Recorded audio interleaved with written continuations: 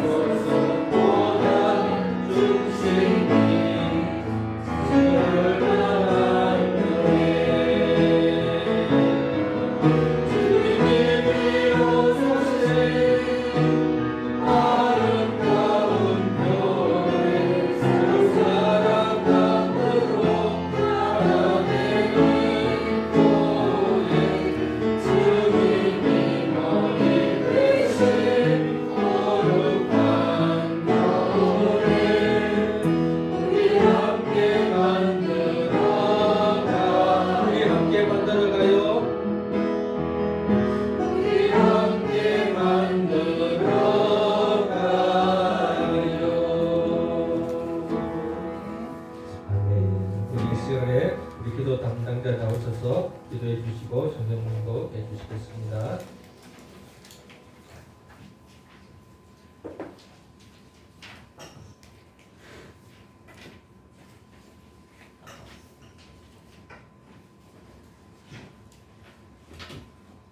기도하겠습니다.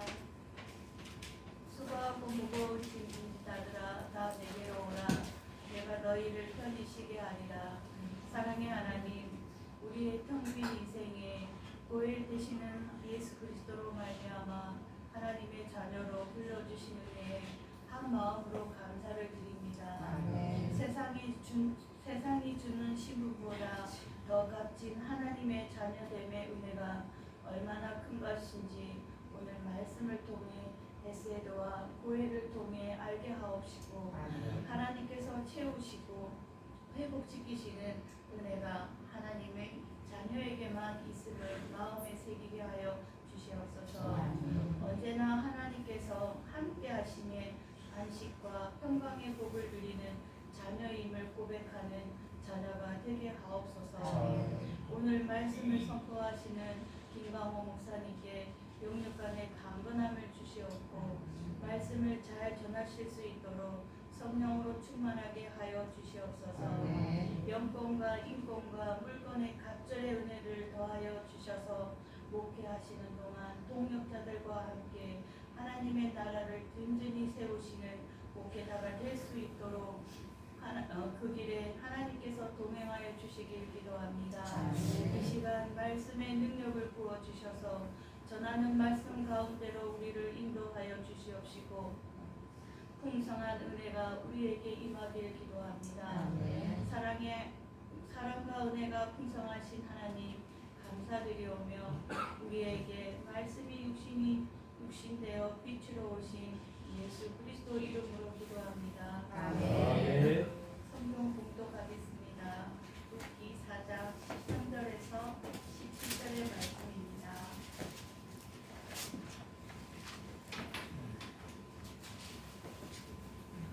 이에 보아스가 룻을 맞이하여 아내로 삼고 그에게 들어갔더니 여호와께서 그에게 임신하게 하심으로 그가 아들을 낳은지라. 여인들이 나오미에게 이르되 찬송할지로다. 여호와께서 오늘 내게 기업 물을 자가 없게 하지 아니하셨도다. 이 아이의 이름이 이스라엘 중에 유명하게 되기를 원하노라. 이는 내 생명의 회복자이며 내 노년의 공양자라. 곧 너를 사랑하며 7 아들보다 귀한 내 며느리가 낳은 자로다 아니라. 나오미가 아기를 받아 품에 품고 그 양육자가 되니 그의 이웃 여인들이 그에게 이름을 지어주되 나오미에게 아들이 태어났다 하여 그의 이름을 오벳이라 하였는데 그는 다윗의 아버지 이새의 아버지였더라. 네, 오늘 이제 룻기 마지막 시간입니다. 3일간의 이 룻기 자체를 다 좀 떼는 그런 시간이었던 것 같습니다. 여러분 많은 이렇게 교훈이나 은혜가 또 의미가 있었겠지만 제일 중요한 것은 이 룻기 내용 자체를 이렇게 성경 읽으시면서 이번에 사경이 끝나시면 반드시 돌아가셔서 필사를 하시면 참 좋습니다. 한번 쭉 필사하시면 아마 사경에 들었던 이야기들이 계속 이렇게 떠올라질 겁니다. 그래서 가장 좋은 방식은 룻기 1장부터 4장까지 내용이 마음속에 이야기로 딱 들어와 있는 겁니다. 제가 첫날 말씀드린 것처럼 성경의 역사서는 해석된 역사입니다. 즉, 이 자체가 설교였습니다. 오늘날에는 이제 이 어떤 문화적이나 시간적이나 이런 갭 때문에 저 같은 목사가 좀 풀어줘야 되지만 원래는 이 이야기 자체만으로도 그러니까 고해를 알고 헤세드를 알고 계대 결혼을 알고 또 희년을 알고 이런 유대인들 입장에서는 구약의 배경을 가지고 있는 사람들은 룻기를 읽는 것 자체만으로 메시지가 다 오는 겁니다. 그렇기 때문에 제가 많은 이렇게 좀 많이 설명을 해드렸으니까 가장 중요한 건 뭐냐면 이 성경의 뭐 이면적인 뜻과 의미가 아니고 내용 자체를 있는 그대로 이해하는 겁니다. 텅 비어있던 나오미가 어떤 과정을 통해서 오늘 읽었던 것처럼 나오미가 아이를 안고 있습니다. 그래서 이 아이가 원래는 룻의 아이기도 하고 또 원래는 없던 아이죠. 그런데 나오미가 품에 앉으면서 한바구음을 지으면서 룻기가 끝이 납니다.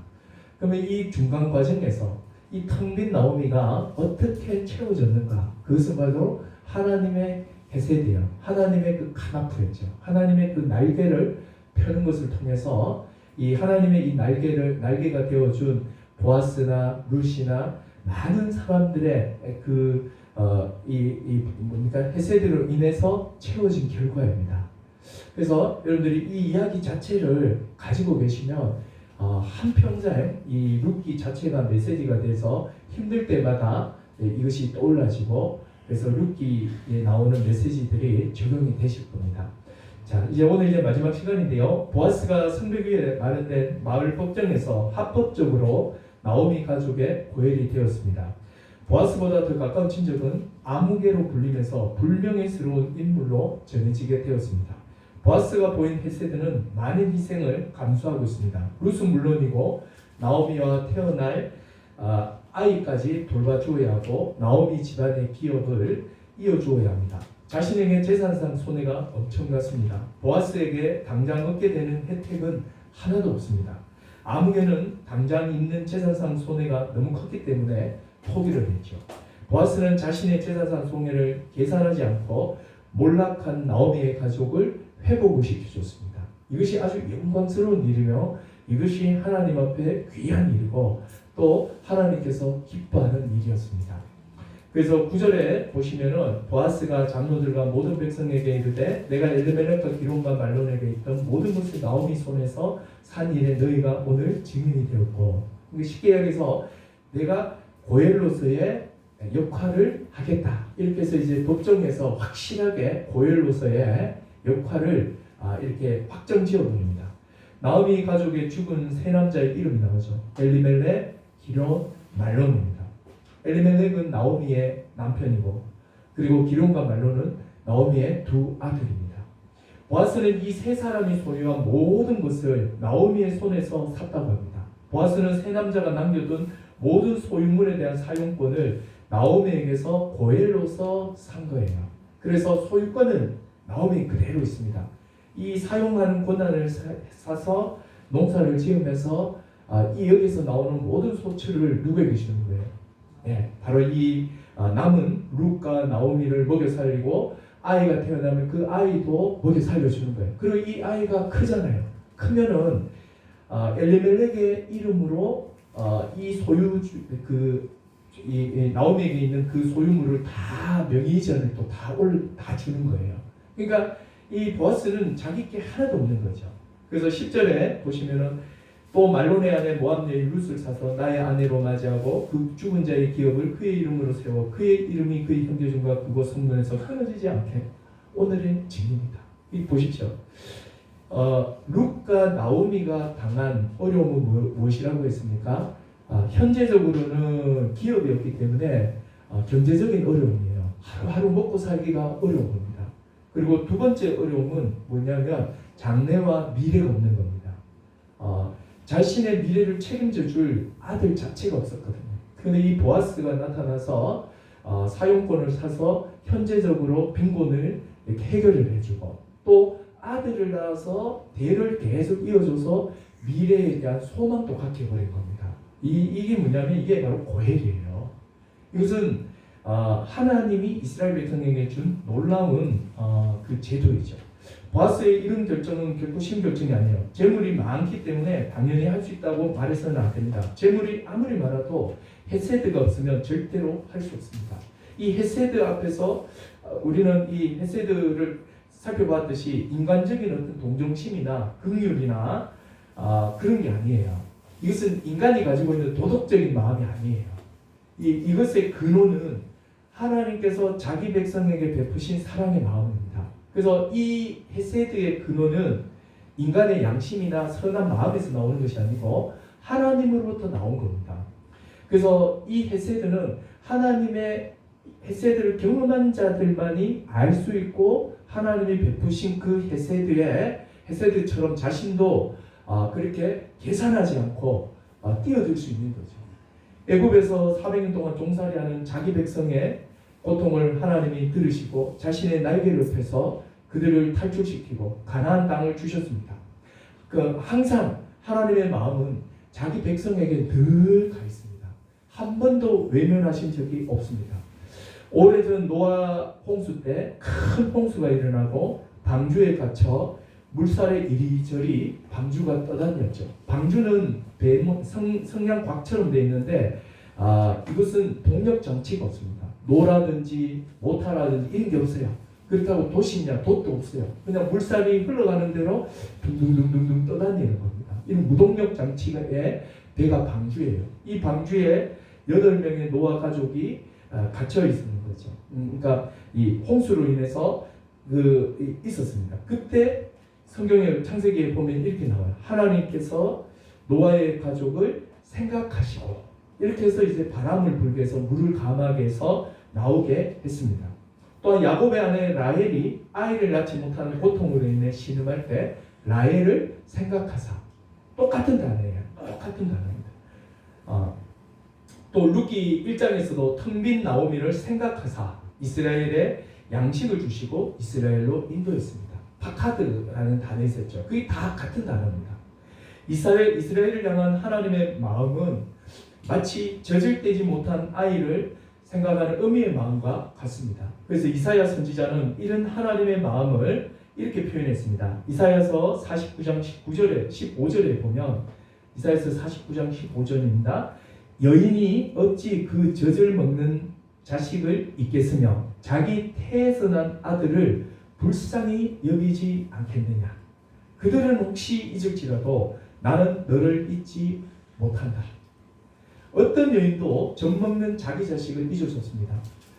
분유가 없던 시대에는 아이를 놓으면 아이는 엄마에게 딱 붙어 있습니다. 한시도 떨어질 수가 없습니다. 거의 한두 시간 단위로 계속 젖을 물어야 살 수 있거든요. 그래서 어미에게 이 젖 먹는 자식을 잊는 것은 물리적으로도 불가능하고 마음으로도 불가능합니다. 내 아이가 젖을 먹지 못하고 울음을 터뜨리면 어미의 마음은 찢어지는 거죠. 자기 백성을 향한 하나님의 마음을 이 여인의 마음에 빗대어 설명하고 있죠. 어미가 자기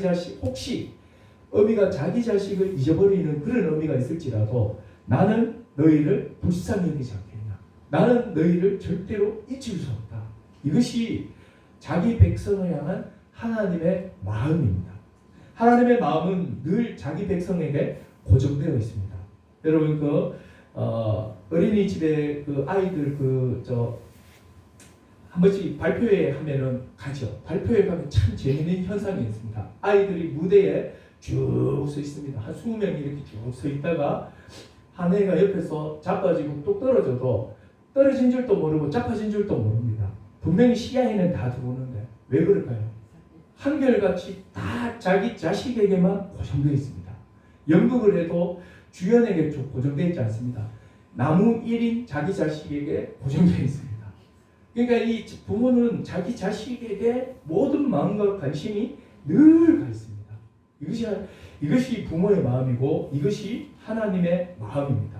이러한 하나님의 자기 백성을 향한 하나님의 마음을 스바냐서 3장 17절에는 이렇게 말하죠. 너의 하나님 여호와가 너의 가운데 계시니 그는 구원을 베푸시 전능자시라. 그가 너로 인하여 너로 말미암아 기쁨을 이기지 못하며 너를 잠잠히 사랑하시며 너로 말미암아 즐거이 부르며 기뻐하리라. 최고의 표현 아닙니까? 우리가 뭘 해서가 아니에요. 그냥 하나님의 자녀라는 그 존재 자체로서 하나님은 기뻐하고 즐거워하는 거예요. 그 존재 자체를 기뻐하시는 거죠. 우리가 뭘 못해도 우리가 뭘 이렇게 자빠지고 심지어 죄를 지어도 내 자녀에 대한 하나님의 마음이 똑같다는 겁니다. 자기 백성을 향한 언약에 기초한 한없는 긍휼, 이것이 뭐냐면 헤세드예요. 그래서 이 헤세드라는 단어는 우리가 그냥 한평생 살아가면서 그 깊이와 넓이를 알아가야 됩니다. 그래서 헤세드라는 이 단어를 쉽게 한 단어로 설명해낼 수가 없습니다. 어머니의 사랑도 우리 한마디로 어떻게 말하겠습니까? 수많은 사람들이 어머님의 키움에서 자기를 향한 그 사랑의 많은 경험들이 있습니다. 그 많은 경험들을 다 모아도 어머니의 그 사랑을 전해낼 수가 없습니다. 그 정과 자식을 향한 그 사랑과 그 정은 말할 수가 없거든요. 근데 하나님의 사랑은 이보다 더하다는 거예요. 근데 이걸 어떻게 우리가 설명해내겠습니까? 그래서 우리는 이렇게밖에 말할 수 없어요. 우리는 하나님의 헤세드를 알아가는 자들이에요.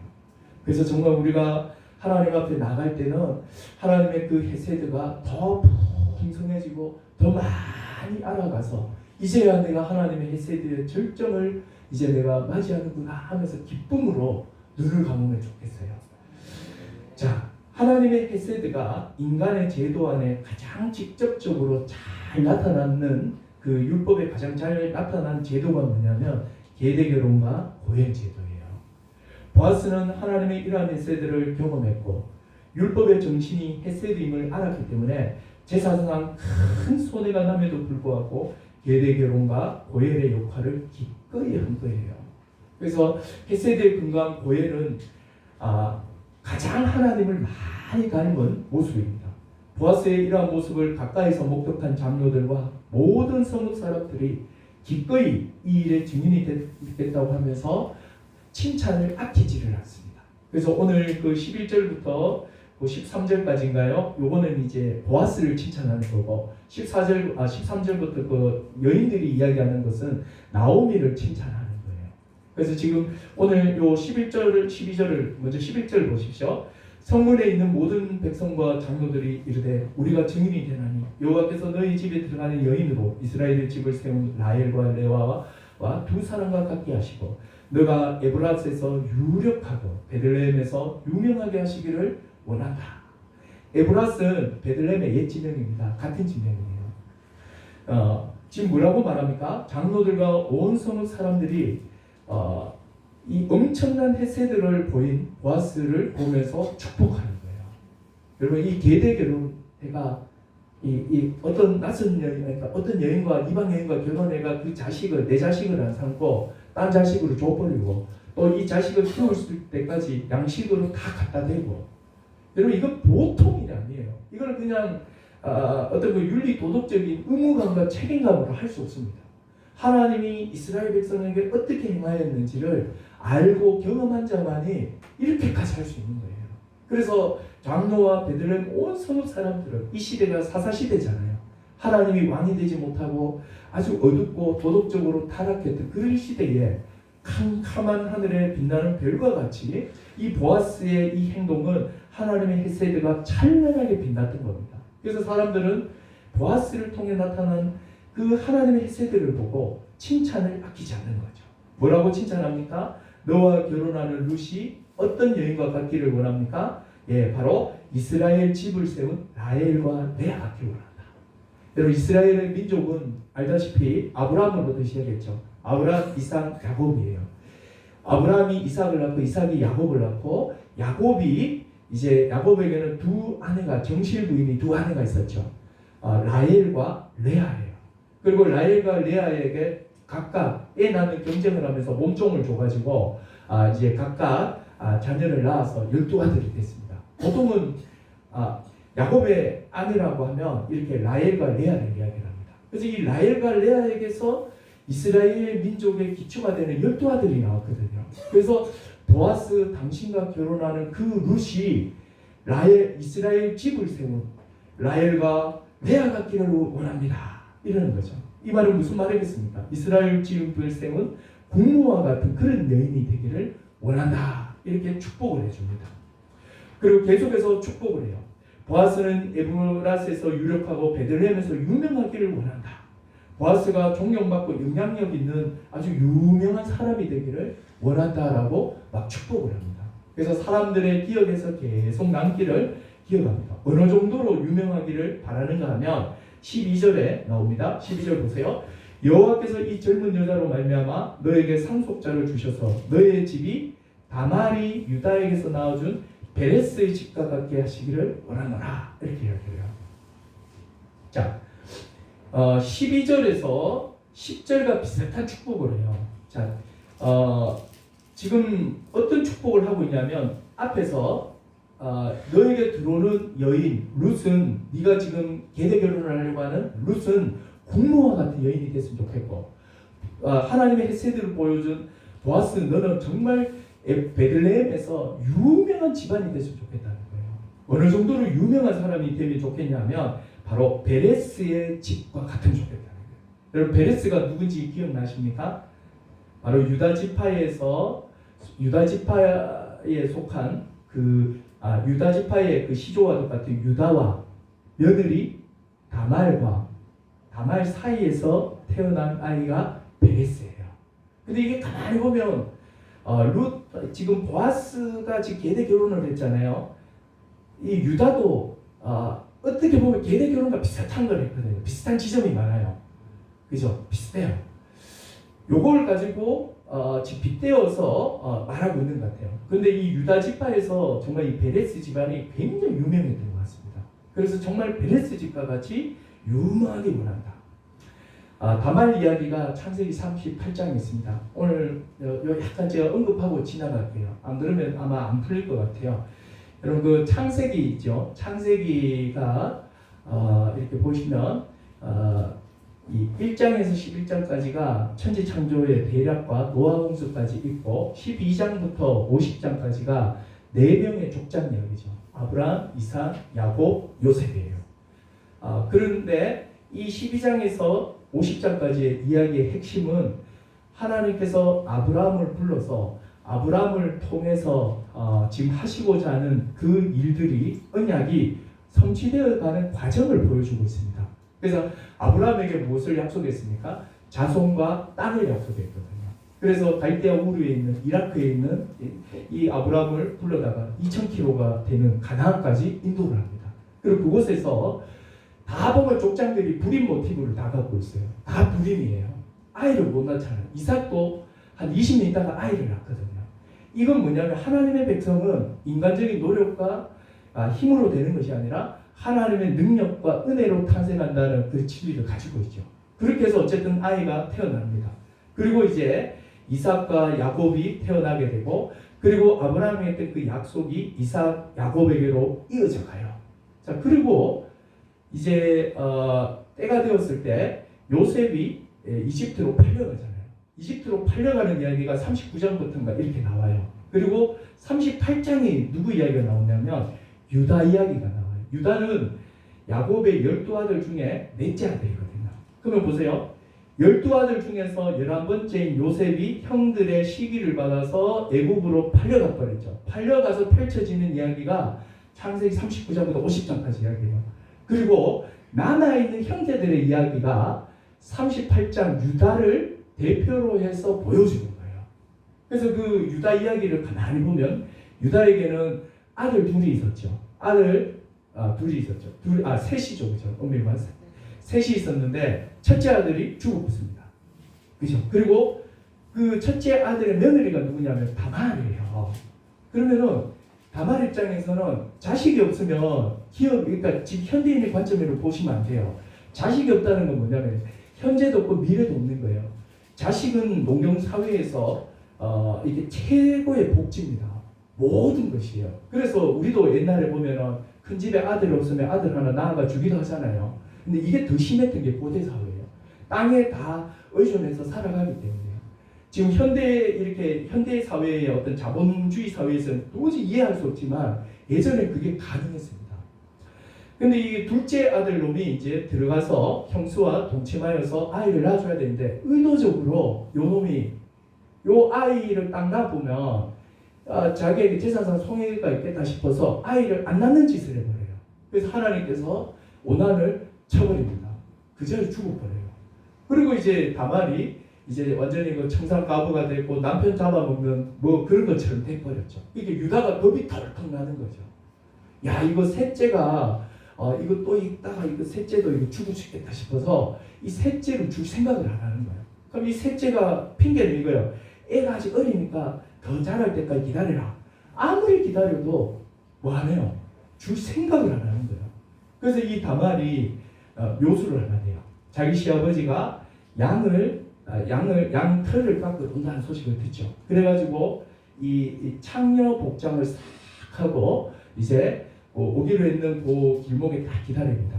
그래서 아마 이 자기의 몸 상태도 다 알았겠죠. 그리고 약간 그 배란기를 딱 맞춰서 기가 막히게 받는 것 같아요. 깎다가 기다렸다가 이제 시아버지를 딱 만나서 동침을 해버리죠. 그때 요구한 게 뭐냐면 끈과 도장과 뭐 지팡이였죠. 그걸 달라고 했죠. 딱 들고 그리고 이제 하고 가요. 근데 이제 돈을 줘야 되잖아요. 그래갖고 돈이 지금 못 주니까 내가 뭐 양인가 염소 한 마리 줄게 이래놓고 이제 주려고 가니까 이곳에는 창녀가 없다. 이렇게 하면 이상하다. 이러고 이제 집에 있는데 소식이 하나 들려오죠. 당신의 며느리 다말이 임신했다. 뭐 임신했다. 이러면서 막 끌어내가지고 그냥 불살라 죽여라 그랬죠. 그랬을 때 이 다말이 무엇을 꺼냅니까? 도장과 지팡이와 끈을 탁 꺼내면서 이 아이의 아버지가 이것의 주인이다. 그때 중요하겠어요. 그때 유다가 그걸 탁 받아들고 두려워 떨면서 나는 틀렸고 다말이 옳다 이렇게 했어요. 여러분 이게 지금 윤리 도덕적으로 이 부분은 도저히 이해할 수 없는 거예요. 어떻게 시아버지가 또 그렇게 할 수 있고 또 며느리가 어떻게 시아버지를 이렇게 할 수 있냔 말이에요. 이거 윤리 도덕적으로는 도저히 받아들일 수가 없죠. 그런데 지금 유다가 했는 표현이 뭐예요? 나는 틀렸고 다말이 맞다는 거예요. 뭐가 맞다는 겁니까? 예, 다말은 이런 생각도 했는지는 모르겠지만 다말은 언약에 대한 그 자식을 가져야 된다는 걸 곧 언약과 연결되어 있기 때문에 자식을 통해서 언약을 이어가야 된다는 의지가 있었던 거죠. 근데 유다는 자기 자식이 죽을까 싶어서 안 준 거예요. 그래서 결국은 이 가나안 땅에 남아있는 유다를 비롯한 요셉을 팔아먹은 형제들은 하나님의 언약에는 크게 관심이 없고 자기의 잘 먹고 잘 사는 대로 관심이 있는 거죠. 그런 가운데서 다말이 하나님의 언약에 관심을 가지면서 언약적 행동을 했기 때문에 이것을 칭찬했던 거예요. 그래서 이 사이에 그때부터 유다는 며느리를 다시는 안 받습니다. 그리고 이제 이 사이에서 태어난 아들이 누구냐면 베레스였어요. 근데 이 베레스가 유다에서 아주 유명한 가문을 일으키게 되는 거예요. 그래서 지금 이 스토리를 다 알고 있는 베들레헴 사람들이 보아스 너희 집안이 이런 베레스 집안과 같기를 원하다. 이건 최고의 찬사예요. 엄청난 찬사를 받게 되는 겁니다. 여러분 보아스가 보여준 고해를 통한 헤세드는 축복받아 마땅함을 알 수 있습니다. 헤세드는 사람이 하나님을 가장 많이 닮은 마음이며 또 나타나는 행동이에요. 보아스에게서 온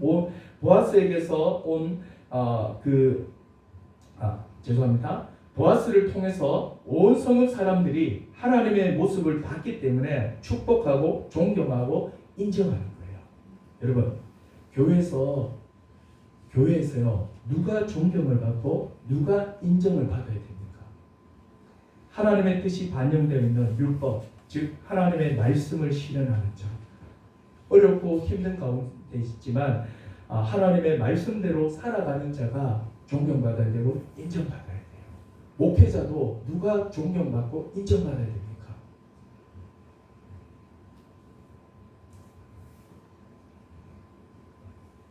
시골 두메 산골에 하늘도 구름도 쉬어간다는 그런 아주 높은 고지대에 교회 하나 세워놓고 90 먹은 할머니, 할아버지 몇 분 앉혀놓고 열정적으로 예배드리고 교회를 지켜가는, 충분히 포기하고 나올 수도 있어요. 근데도 끝까지 교회를 지키는, 여러분 그런 목사가 인정받아야 돼요. 그런 사람이 존경받아야 돼요. 그런 사람이 높임을 받아야 된다고요. 그런 사람들이 영향력 있는 사람이 돼야 된다고요. 근데 지금은 어때요? 그렇지 않단 말이에요. 존경의 대상이 아니고 지금 다 부러움의 대상이 되어버렸어요. 그냥 좀 교회 좀 크고 내 아버지가 교회 좀 크면 나도 2대 목사가 돼가지고 아버지의 그 모든 후광을 다 입으면서 막 살아가요. 사람들을 욕을 하면서도 마음에 또 부러움도 있고, 또 사람들을 더 아버지 때보다 더 많이 모으면 훌륭한 목사가 되고, 또 자기가 성장 비결들을 막 세미나로 해서 막 만들면서 영향력까지 막 끼치면서 좋은 목사님이라고 하고 높임을 받고, 그래서 이제 집회가 끝나면 기사가 딸린 벤츠차가 쫙 오면 거기 탁 타고 가고. 근데 이런 사람이 뭘 보고 우리가 존경해야 됩니까? 왜 존경을 받아야 됩니까? 저는 정말 이해할 수 없습니다. 저는 교회가 크진 않지만 우리 교회는 몇천 명 되는 것도 있고 몇백 명도 되는 분이 있어요. 다행히 좀 대체로 겸손해서 목사님들이 잘 교제하고 있습니다만, 또 몇몇 교회들 가보면 정말 교회 규모별로 노예에 가면 쫙 앉아요. 내같이 이렇게 조금 젊고 인원이 얼마 안 되면 찌그러져서 스스로 찌그러져서 이렇게 앉아있어요. 앉아있으면서 큰 교회 이렇게 선망하면서 이렇게 막 바라보고 있어야 되고, 말도 한마디 못 섞고 오고 있고. 이 목사 사회가 이렇다면 교회 안에서도 마찬가지죠. 교회 안에서도 이 사람이 사회에서 판사다 그러면 그러면서 자기 마음에 이상한 존경 내지 뭔가 조금씩 중요한 사람처럼 막 여기게 되죠. 근데 그런 사람이 막 그 화장실 청소하고, 우와 세상에 판사가 어떻게 판사는 오줌 안 넣습니까? 그러니까 이게 지금 되게 이상한 게 지금 일반화되어 있다고요. 베들레헴에서 보십시오. 베들레헴 사람들이 보아스가 유력하고 돈 많은 사람이기 때문에 칭찬하는 거 아니에요. 보아스가 보여준 그 헤세드, 하나님의 사랑을 보고 이렇게 칭찬을 하는 거잖아요. 하나님의 말씀대로 살아가는 자. 교회에서는 사회적 경력이나 나이나 학력이나 배경이 그 사람의 가치가 되면 안 되잖아요. 근데 왜 우리 교회에서는 사회적인 그 경력이 뭐가 중요한 걸까? 이 사람으로 말할 것 같으면 구의원입니다. 아니 그게 왜요?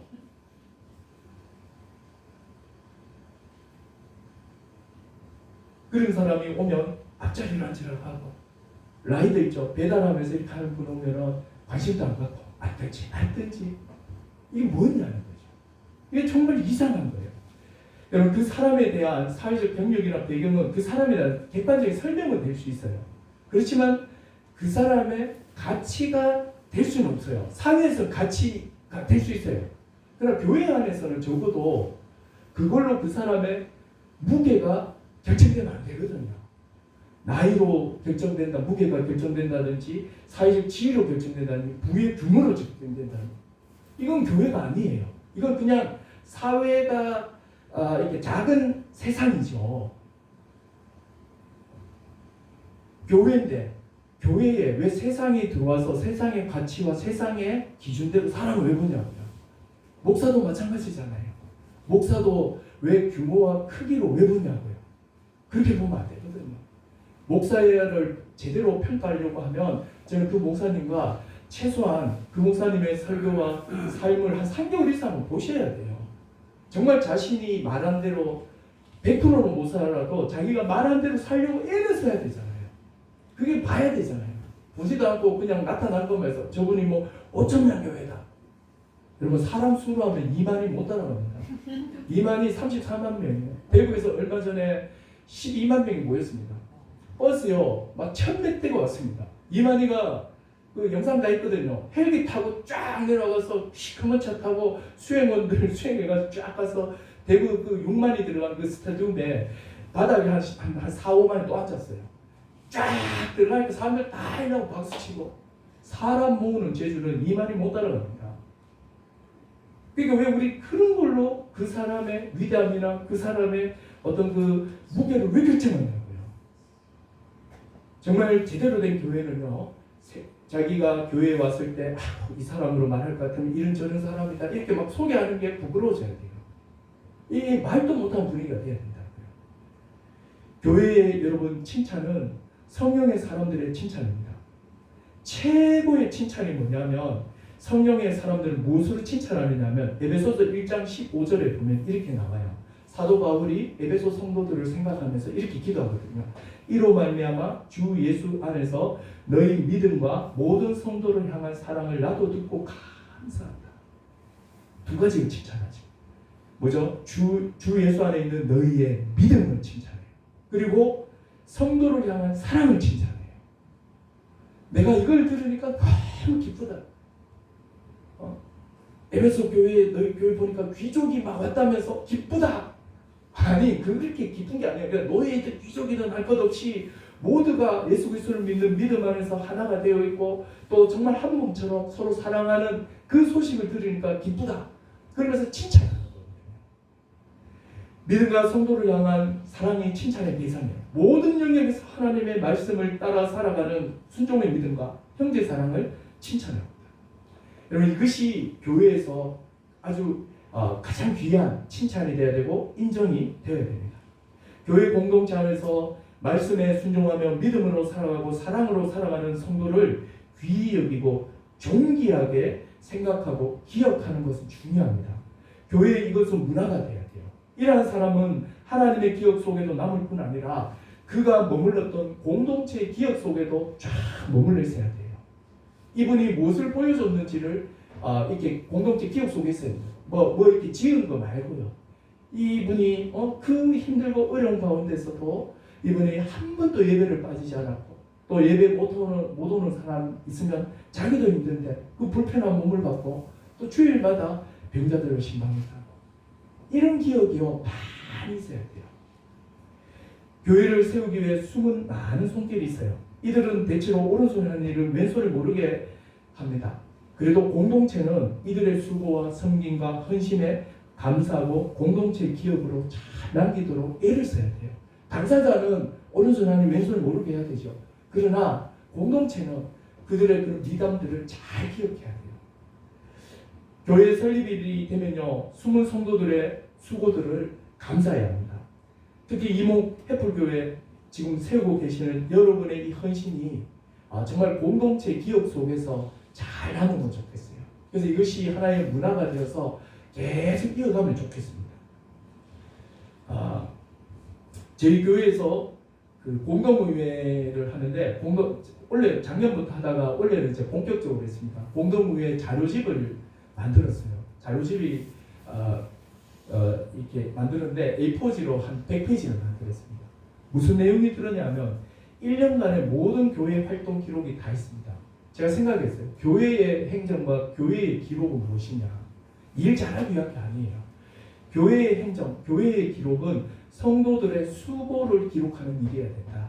그래서 사실 교회가 이렇게 있으면 누가 뭐 하는지 몰라요. 모두가 다 저절로 돼 있잖아요. 교회에 오면 여기 뭐 불 켜져 있고 히터도 켜져 있고 정리정돈 다 돼 있죠.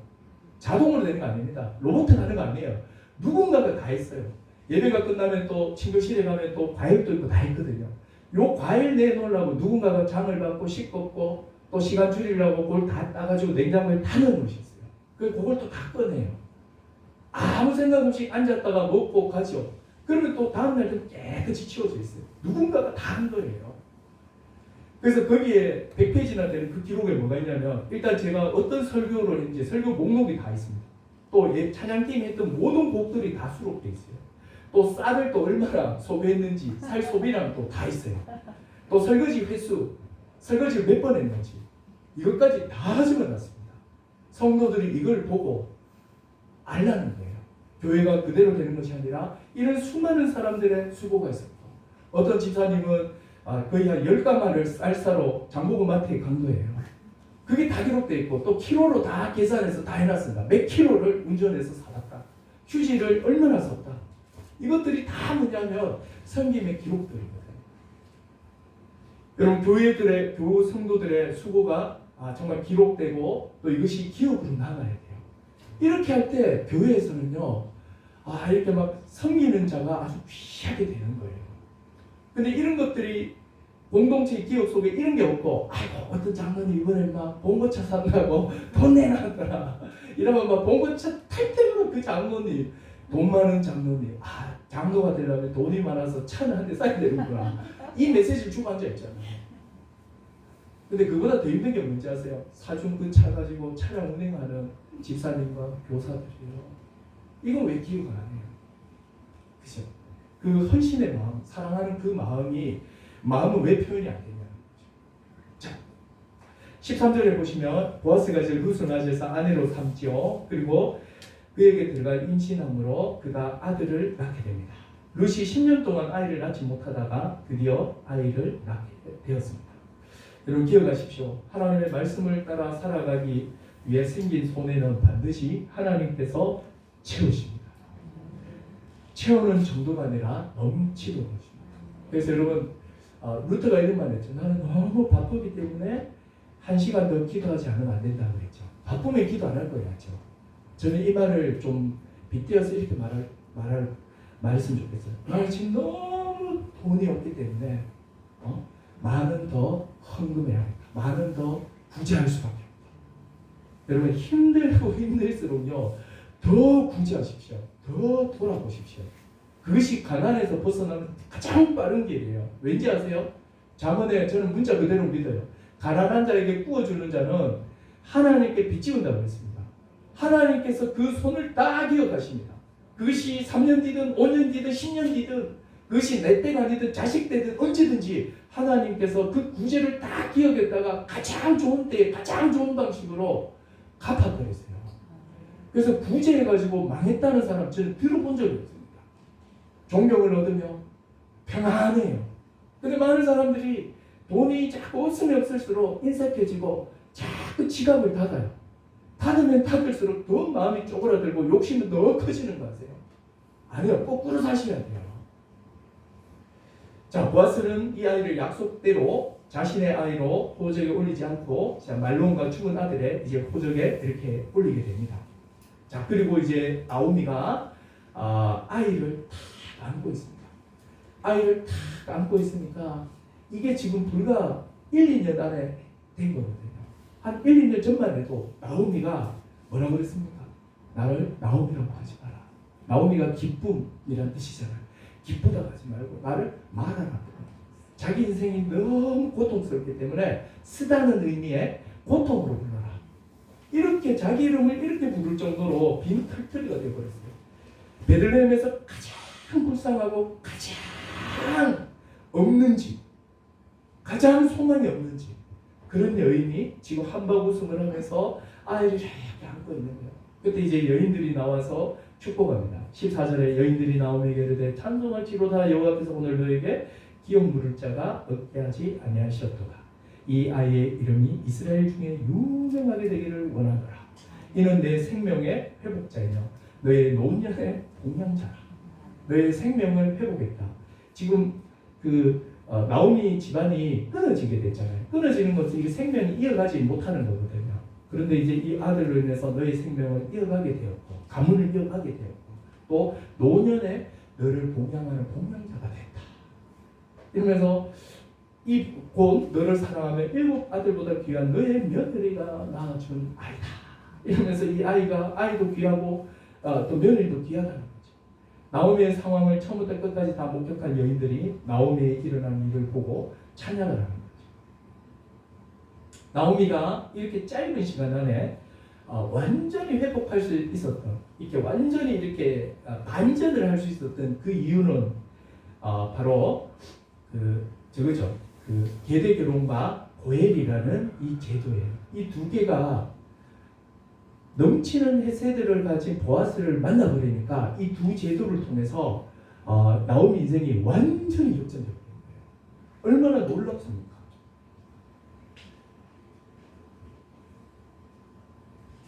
룻은 보아스를 통해 아들을 낳았고 이 아들이 나오미의 생명의 회복자이며 공영자가 되었습니다. 이 모두는 하나님께서 하셨기 때문에 여인들이 먼저 하나님을 찬양하는 거예요. 그죠? 거기 보면 찬송할지로다 이렇게 말하죠. 그래서 지금 무대에 서 있는 것은 뭐 보아스, 룻 이런 사람이지만 그러나 이 모든 것을 이끌어가고 이 사람들로 하여금 움직일 수밖에 없는 은혜를 주신 분은 하나님이시기 때문에 또 하나님의 그 헤세드에 근거해서 그 헤세드를 공급받아서 행했기 때문에 사람들은 다 하나님을 찬양하는 겁니다. 놀라운 찬양이죠. 자, 그리고 16, 17절에 한번 보십시오. 나오미가 아기를 받아 품에 품고 그의 양육자가 되니 그의 이웃 여인들이 그에게 이름을 지어주되 나오미에게 아들이 태어났다 하여 뭐라고 그러죠? 오벳, 나오미의 아들이다. 원래 나오미는 아이를 가질 수 없는 여인이잖아요. 그런데 지금 이 계대 결혼을 통해서 이 아이가 이제 나오미의 집안의 아이가 됐고 집안을 잇는 그런 역사가 일어난 거죠. 이것은 헤세드의 결과이죠. 텅 빈 나오미가 품에 아이를 안으면서 충만해졌죠. 이것이 뭐냐면 하나님이 꿈꾸는 세상이에요. 하나님께서 보십시오. 이 계대 결혼이나 고엘 제도는요, 전 세계 그 어떤 문헌에도 발견되지 않는 이스라엘 민족에게만 아주 독특한 제도예요. 그래서 하나님께서는 이스라엘을 선택하시고 하나님의 백성의 모형인 이스라엘 민족이 한 명도 텅 빈 인생을 살지 않기를 원하는 거예요. 혹시라도 인생이 여러 가지 사건 사고로 인해 또 자기 실수와 자기 죄로 인해 털어먹었다 할지라도 온 이스라엘 백성이 하나님의 날개를 쫙 펼쳐가지고 다 보듬어줘서 그 사람을 다 회복시키도록 고엘이라든지 계대 결혼을 이런 걸 줘가지고 다 회복시킬 수 있도록 해놓으신 거예요. 그래서 하나님이 꿈꾸는 세상은 뭐냐면 아무도 텅 빈 자가 없는 세상, 또 텅 빈 자가 채워지는 세상이에요. 이것이 하나님이 꿈꾸는 세상이거든요. 근데 이것이 구약 율법의 이상이에요. 그런데 구약 역사를 여러분 아시겠지만 구약 역사는 어떻습니까? 특히 말라기로 한번 가보세요. 말라기에 가보면 어떤 일이 벌어져요. 이사야서에는 보면 부동산 투기가 막 이래요. 땅을 연하고 연하며 땅을 사고 또 사고 또 사요. 희년제도고 뭐고 다 무너져 있어요. 그리고 또 말라기, 그러니까 구약 이스라엘의 그 포로기가 지나고 3차에서 회복이 되었음에도 불구하고 이스라엘 말기에 보면은 인신매매가 막 극성을 부립니다. 고리대금업이 있고 하나님의 율법이 다 무너졌어요. 심지어 이방인하고도 결혼 나갔고 개판입니다. 그래서 막 오늘날 우리나라처럼 하나님이 다스리고 하나님의 성전이 재건되어 있는 그 예루살렘에 부자가 있고 가난한 자가 있고 부자는 더 부자가 되고 가난한 자는 더 가난하고 이 부자들은 가난한 자를 더 피를 빨아서 더 부유하게 되고 이게 말라기의 모습이에요. 근데 놀라운 것은 무엇이냐면 400년 뒤에 예수 그리스도께서 이 땅에 오시고 그리스도께서 가장 먼저 처음 딱 선포하는 게 뭐예요? 회개하라. 천국이 가까웠다 이렇게 말하죠. 그래서 천국이 가까웠다 이 말은 뭐냐면 지금 천국이 들어오고 있다라는 현재 진행형이에요. 천국이라는 것은 여러분 천국의 핵심 개념은 장소로 1차적으로 이해하시면 죽었다 해도 이해 못합니다. 그럼 제가 한번 물어볼게요. 장소로 이해하시면 자 우리가 지금 이렇게 있다가 예수님을 믿고 있는 사람들이 지금 죽었어요. 자 죽으면 이 사람들은 어디에 있습니까? 안 믿는 사람들은 어디에 있습니까? 믿는 사람들은 어디 있어요? 천국에 있죠. 안 믿는 사람은 지옥에 있죠. 자 그러면 예수님이 재림하십니다. 재림을 딱 하게 되면 어떻게 됩니까? 재림하면 이 세상이 새하늘과 새 땅으로 바뀐다고 했죠. 그러면 예수님이 재림하고 회복되는 완성되는 그 천국과 재림 전에 죽은 사람들이 가 있는 이 천국 같아요, 달라요? 그리고 또 예수님이 뭐라고 말했냐면 하나님의 나라는 여기 있다, 저기 있다 말할 수 없다. 하나님의 나라는 너희 안에 있다 이렇게 말했거든요. 그럼 예수님 뭐냐면 하나님 나라가 지금 여기다 이렇게 말해요. 적어도 장소적으로 이해하면 세 가지가 지금 있는 거죠. 예수님이 말한 것처럼 여기에 있는 하나님의 나라, 그리고 재림 전에 죽은 영혼이 가 있는 천국, 그리고 재림하고 완성된 재림하고 펼쳐지는 천국. 자, 이 세 개가 어디에 있습니까? 이게 안 풀린단 말이에요. 이걸 장소로 이해하면 죽었다 해도 장소로 이해하면 안 돼요. 여러분 천당, 지옥이라는 개념은 번역하는 과정에서 불교 개념을 가져와 버렸어요. 그러다 보니까 사람들이 자꾸 죽으면 장소적인 것도 있어요. 그런데 하나님 나라의 핵심은 뭐냐면요, 장소가 아니고 통치예요. 우리 지금은 이제 19세기 이후에 이 제국주의 때문에 뭐가 지어졌습니까? 이 국경선 개념이 주어졌거든요. 국경선이 딱 주어졌다고요. 그런데 이 국경선이 그어지기 전에는 대부분 다 왕정국가였죠. 그랬을 때는 그게 없었어요. 그 어떤 국경선 개념이 없었어요. 그냥 뭐냐면 너의 왕이 누구냐 이렇게 물었을 때 내 왕은 뭐 제임스 1세입니다. 그러면 제임스 1세의 통치가 미치는 것이 제임스 1세의 왕국이에요. 네 왕은 누구냐? 나는 뭐 어떤 왕입니다. 그러면 이 왕이 통치가 미치는 영역이 바로 그 나라예요. 그래서 어떤 장소 개념이 약간 있긴 있었지만 핵심은 뭐냐면 내가 누구의 다스림을 받냐 이 개념이 제일 중요해요. 그러면 하나님의 나라다 이렇게 말을 할 때는 하나님의 통치가 지금 여기 왔다는 거예요. 예수 그리스도께서 하나님의 통치를 이 땅에 가지고 오신 거예요. 그래서 하나님 나라의 왕이신 예수님께서 예수 그리스도를 믿고 그분의 말씀에 순종하며 살아가는 자, 그 사람이 뭐예요? 하나님의 통치를 받는 하나님의 백성. 이렇게 되는 거죠. 나는 원수면 나는 눈에 눈, 이에 이로 갚는 거야. 자, 이게 이제 세상의 법이에요. 근데 예수님은 뭐라고 했습니까? 오른편을 때리면 왼편을 돌려야 되고, 또 겉옷을 달라면 속옷도 주고 원수도 축구 가라 그랬죠. 이게 뭐예요? 하나님 나라 왕이신 예수님께서 가르치는 바예요. 하나님의 백성은 자기 원대하지 않고 내 주 예수 그리스도 내 왕이 그렇게 말씀하시기 때문에 나는 싫지만 왕의 통치를 따라 순종하죠. 이게 뭐예요? 하나님의 백성이에요. 지금 내가 하나님의 백성이 됐다는 증거이죠. 그래서 지금 이 하나님의 나라가 여기에 이미 들어와 있다는 사실입니다. 그런데 이 하나님 나라의 통치가 직접적으로 현재적으로 여기서 이렇게 막 보여주고 하나님의 다스림이 가장 잘 나타나고 보여주는 것이 구약에는 이스라엘이라는 나라예요. 그리고 신약에는 이스라엘이 없어져 버렸잖아요. 신약에서는 바로 예수 그리스도를 믿어서 성령을 받은 성도들의 모임, 교회가 하나님 나라를 가장 잘 보여주는 거예요. 그래서 교회를 하나님 나라의 현시다 이렇게 말하는 거예요. 현시라는 말은 지금 현재 나타나 보여줌. 교회가 하나님의 나라는 아니에요.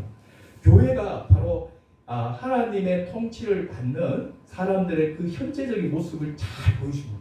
그래서 여러분 좋은 교회는 뭐냐면 이런 거예요. 내가 교회 왔는데 세상에서 먹히는 생각과 사고가 여기서는 하나도 안 먹혀요. 세상에서는 저 지금도 생각이 나요. 제가 직구하러 이렇게 막 돌아다녔는데 그때 비스트일지 조그마한 차 탈 때요. 그 차를 타고 이제 부동산 앞에 떡 세워놓고 이야기하고 나오는데 이게 유리를 이렇게 쓱 보는데 이 아줌마가 까치발 이렇게 보더라고요. 내가 잘생겼었구나 이러면서 어깨 팍 했는데 가만 보니까 나중에 가대요. 뭐 타고 왔는지 차를 봤대요. 차가 이제 그 거래에 아주 중요하니까 차로 그냥 사람을 다 표현하는 거예요. 그리고 또 이 사람 입은 옷, 차, 또 그 사람을 가지고 있는 지위 이런 것으로 다 판단되고 이것이 그 사람의 가치잖아요. 그리고 또 주목받잖아요. 근데 교회는요 그런 걸로 딱 보면 어떻게 돼요? 전혀 안 먹히는 것입니다. 이게 진짜 좋은 교회거든요. 밖에서는 막 중소기업 사장이야 1년 막 매출 몇백억이야. 막 몇백 명을 거느리고 있어. 근데 이제 며느리의 전도로 교회 와서 거기서 이제 자기가 사장님인 줄 알고 이렇게 왔는데 사람들이 거들떠다가 안녕하세요 하고 다 앉아. 가려고 하니까 우리 자기 직원이야. 그 수의하는 분이야. 근데 그분은 막 존경받고 있어. 장로님 이러고 있어. 자기는 장로니까 저분 우리 사장님이시군요. 그러니까 지나가 또 장로님 이러고 있어요. 이게 여러분 교회예요. 정상적인 교회예요. 세상에서의 어떤 지위, 그러니까 세상에서의 어떤 무게가 교회 안에 들어오면 무중력 상태로 돼서 다 떨어져. 영향이 안 미치는 거죠. 왜요? 교회는 하나님이 다스리는 곳을 보여주는 곳이기 때문에. 그래서 교회는 규모로 이야기하면 정말 바보예요.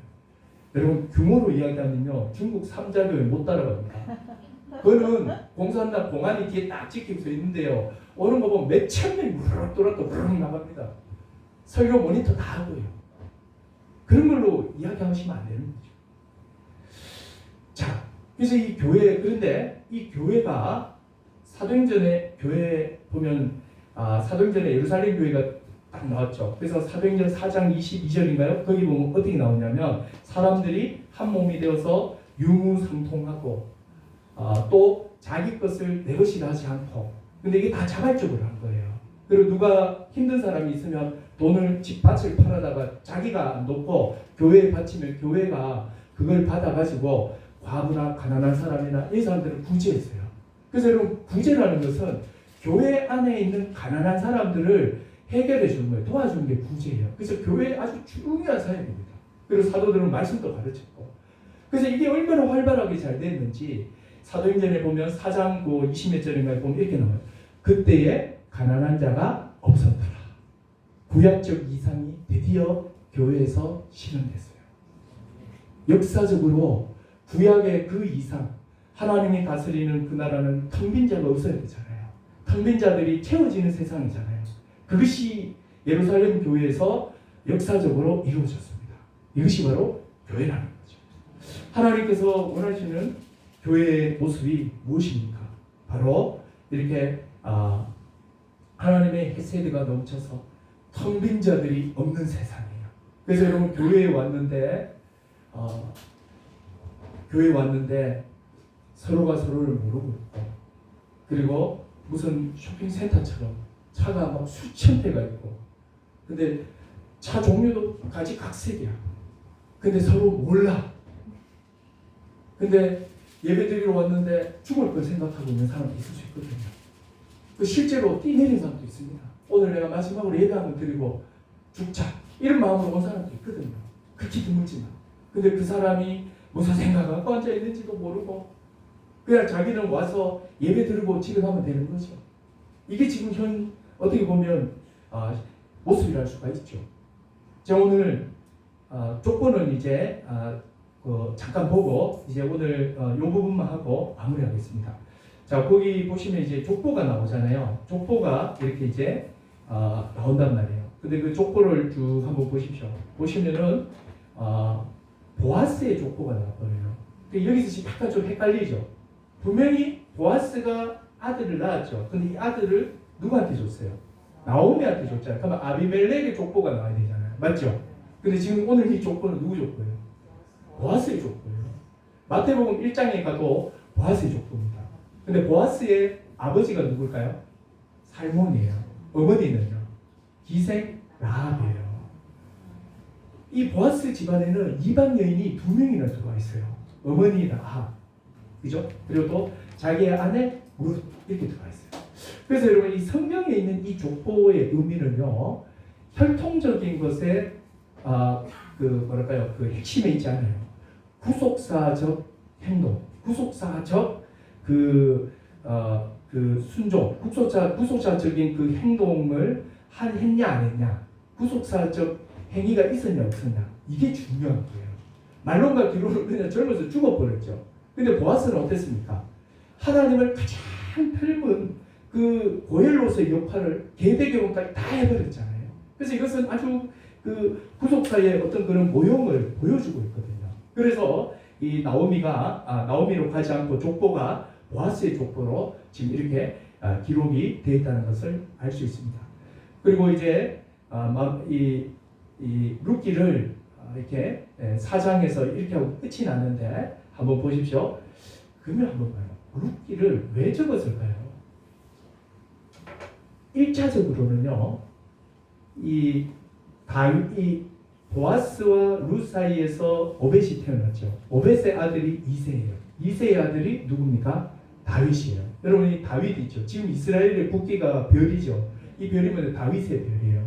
이스라엘 역사상 가장 최전성기, 최고의 전성기는 다윗과 솔로몬 때거든요. 그래서 보통은 다윗이라고 합니다. 다윗이 어떤 사람이냐면 다윗은 하나님이 율법을 통해서 꿈꾸던 계시한 그 모든 내용을 나라로 완벽하게 구현한 사람이에요. 하나님이 율법에서 계시한 대로 나라를 실제로 다 운영한 사람이 누구냐면 다윗이에요. 성전이 있었죠. 성가대를 조직하죠. 그리고 또 제사장을 질서정연하게 하죠. 그래서 자신은 왕이지만 옆에 선지자도 있었죠. 또 제사장도 있었죠. 제사장의 그 질서도 다 정해버렸죠. 완벽하게 구약의 그 율법의 그 이상을 나라로 구성을 시킨 사람이 다윗이에요. 그래서 이 다윗은 하나님 나라의 모형을 만들어낸 최고의 왕입니다. 마치 어떤 사람과 같으냐면 조선 있죠. 조선왕조 600년이잖아요.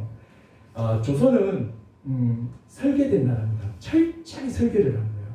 고려 호족 중심의 고려 사회, 그리고 또 호국 불교를 내세우면서 호족 중심의 그 고려 사회가 무신 정권이 일어나면서 무인들이 다스리면서 얼마나 엉망진창이 됐습니까? 그때 이제 성리학을 배운 사람, 쉽게 얘기하면 공자학을 배운 사람, 공자, 맹자 배운 사람이야. 이런 사람들이 신지사대부잖아요. 이걸 성리학이라고 하는데 성리학의 주창자는 주자거든요.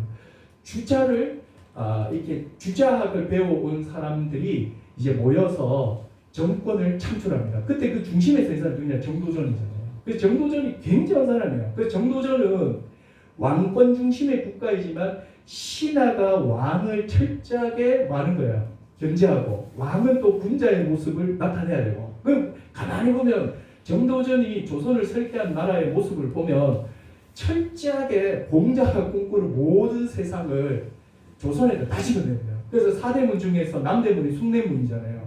예를 숭례한다는 거거든요. 그래서 그 왕실의 법도부터 시작해가지고 모든 게 다 성리학의 이상을 다 집어넣어가 실제로 다 설계를 만들어버려요. 그랬는데 이제 이방원이가 신하 중심의 나라다 싶어가지고 정도전을 죽였잖아요. 그리고 이방원 지가 이제 왕 되고 나서 나라를 딱 다스리려고 정도전이 세운 거 보고 너무너무 잘 해놨거든. 이 손댈 게 없거든. 그래서 그대로 하잖아요. 그래서 조선에서는 왕은 군자의 모습을 보여야 되고, 군자는 뭐냐, 끊임없이 경전을 연구하고 경전을 공부한 사람이거든요. 그래서 왕이 어때요? 새벽부터 일어나가 밤 늦도록 계속 공부합니다. 정말 극한 직업이에요, 조선시대에. 그 진짜 제대로 된 왕은 하루에 10시간씩 경전 공부한다니까요. 쉬운 게 아니에요. 이게 다 정도전이 만들어 놓은 거예요. 지금 국사 시간 아닌데. 그러니까 지금 제가 말씀드리는 뭐냐면, 다윗이 바로 이런 왕이에요. 정도전이 뭡니까, 공자의 유교를 이상적인 그 유교 국가를 조선이라는 나라로 이렇게 실현시킨 것처럼, 다윗은 구약 율법에 계시한, 율법에 나타난 이상적인 그 모든 제도와 모든 것을 실제적인 국가로 제도화시키고 나타내고 틀을 만든 사람이에요. 그래서 이 다윗이 굉장한 인물이에요. 근데 이 다윗이 왕으로 추대되고 그 왕이 되는 과정이 보면 텅 빈 나오미처럼 똑같습니다. 그래서 사무엘상에 딱 가보면 이 다윗에게 기름 붓는 사무엘이 선지자가 어떻게 태어납니까? 불임으로 태어나요. 불임 가운데 있다. 텅 비어 있어. 대제사장도 맛이 같고 나라가 으스스해요. 정말 나오미처럼 모든 게 텅 비어 있습니다. 그런 과정에서 다윗이라는 인물이 준비되고, 다윗을 통해서 텅빈 이스라엘 전체가 채워지는 게 있는 거죠. 이게 결국은 뭐야? 나오미의 한 집안 이야기가 평범한 이야기가 아니고, 이것을 통하여서 앞으로 하나님께서 이루시게 될 하나님 나라 이스라엘을 미리 보여주시는 거예요. 그런데 여러분, 여기서 끝나는 게 아니에요. 그런데 다윗이 그렇게 애써서 만들었지만, 이스라엘 국가를 만들었지만 어떻게 됩니까? 솔로몬이 죽고 나서 여로보암 로보암으로 남북으로 갈리고 10지파 2지파로 갈리고, 그러다가 BC 722년에 아수르에서 멸망해보고, 한 200년 뒤에 바벨론에서 유다 지파도 멸망해보고, 그리고 이제 소수의 사람들이 돌아와서 이제 성전을 재건했지만, 이제는 막 이 떠나갔던 영광이 다시 돌아와서 구약의 그 영광을 다시 찾는가 싶었더니, 아까 말씀드린 것처럼 더하면 더하지 덜하지가 않아요. 그래서 하나님께서 400년 동안, 예수님 오시기 400년 동안 선지자도 없고 말씀도 없고 침묵 시간이 이어지죠. 긴 침묵이 쫙 이어집니다. 그러다가 이제 그 침묵이 정점에 이르렀을 때, 그때에 하나님의 아들 예수 그리스도가 이 땅에 오셔서 회개하라, 천국이 가까웠느니라 하면서 구약에서 꿈꾸던 하나님의 나라가 이제 나를 통하여 이제 세워진다, 이렇게 말씀하시고, 십자가의 죽으심으로 죄 문제를 해결하시고, 그리고 부활 승천하셔서 자신을 믿는 자에게 교회를 세우신 거예요. 그리고 이 교회가 이 땅에 임하는 하나님 나라를 보여주는 곳이 된 거예요. 그래서 이 교회는, 이 하나님의 나라는 망하지 않는 거예요. 지금까지 쫙 이어지고 있는 겁니다. 근데 여러분, 이것이 교회 2000년의 역사예요. 12명의 사도로 시작해서 지금 전 세계의 대부분의 사람들이 예수 이름을 알고 있고 4분의 1이 명목상이라도 크리스찬이라고 말하고 있습니다. 그러면 여러분, 지금 룻기에서 보여주는 이런 아주 풍성한 교회를 세우기 위해서 우리가 한 가지 생각할 게 있습니다. 이거 제가 좀 오늘 제가 여기서 끝내려고 하다가 이제 실제로 교회를 이루셔야 되거든요. 그냥 이상적인 그냥 생각 몇 개 바꾸고 이렇게가 될 일이 아니에요. 정말 실제로 하나님 원하시는 교회를 이루셔야 돼요. 그러려면 지금 현재 교회를 좀 잘 이해할 필요가 있습니다. 여러분, 우리가 성경에 말하는 교회를 세우기 위해서는요, 교회의 구성원을 분명히 하셔야 돼요. 1885년 일본에 머물던 언더우드 선교사와 아펜젤러 선교사가 인천 제물포 항구를 통해 조선에 정식으로 입국합니다. 두 사람의 입국을 시작으로 많은 선교사들이 줄지어 입국을 했고, 열정적인 선교 활동과 하나님의 은혜로 교회가 기하급수적으로 생겨났습니다. 경제만 기적이 아니라 교회도 2000년 선교 역사상 120년 만에 전 국민의 25%가 믿는 것은 전 세계 선교 역사상 없습니다. 120년 만에. 이건 기적이에요. 한국 교회는 복음이 들어온 지 거의 140년 만에 5만 개가 넘는 교회, 또 한때 자기 종교를 기독교라 말하는 사람이 1000만이 넘었습니다. 복음이 전파된 지 2세기도 되지 않아 전 인구의 20%가 넘는 기독교화율은 전 세계 어디에서도 찾아볼 수가 없습니다. 이제 기독교는 한국 사회에서 무시할 수 없는 거대한 하나의 종교가 됐습니다.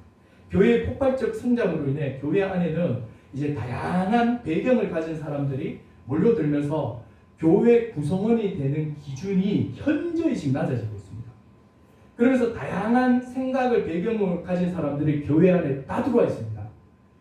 예배만 드리는 성도들이 있어요. 먼저 주일 예배만으로 신앙생활이 전부라고 생각하는 사람들이 있습니다. 성경 공부반에 소속이 되어 말씀을 배우거나 구역 모임에 편성되어 성도 간의 교제를 한다든지 식사, 청소, 찬양, 교사 등 다양한 봉사와 섬김에 관심이 없습니다.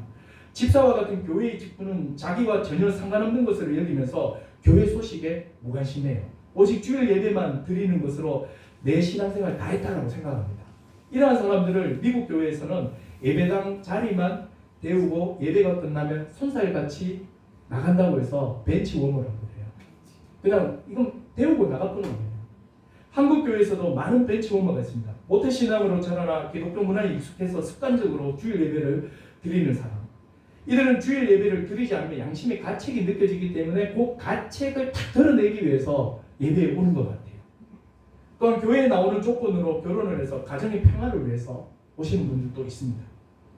이들에게 설교를 명사초청해서 들을 수 있는 좋은 이야기로 들리고 찬양은 오래된 가곡이죠. 이외에도 친구의 권유로 교회에 왔다가 마음이 안정이 되고 평안함을 주기 때문에 오는 사람도 있어요.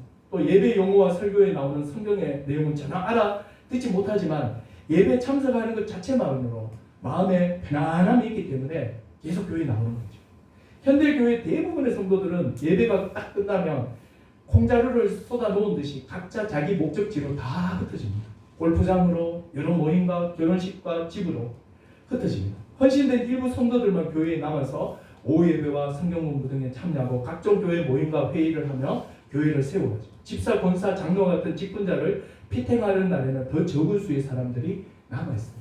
그래서 실제로 교회를 움직이는 좀 큰 교회에서는 10에서 15%밖에 안 돼요. 나머지 사람들은 다 종교 소비자처럼 앉았다 집에 가고 있죠.